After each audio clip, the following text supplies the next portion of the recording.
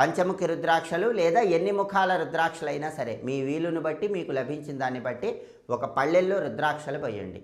ఆ తర్వాత బియ్యపిండి తీసుకుని బియ్యపిండి నీళ్లలో తడిపి కొద్దిగా బెల్లం కలిపి బియ్యపిండితో పిండి దీపాన్ని తయారు చేయండి.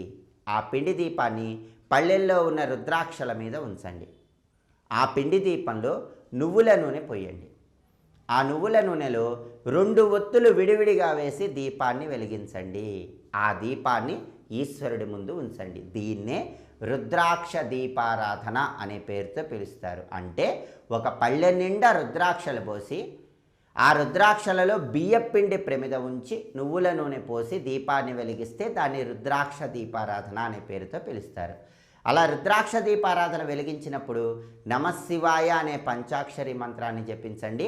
దధ్యోజనం ఈశ్వరుడికి నైవేద్యంగా సమర్పించండి. సోమవారం పూట దీన్ని ఆచరించిన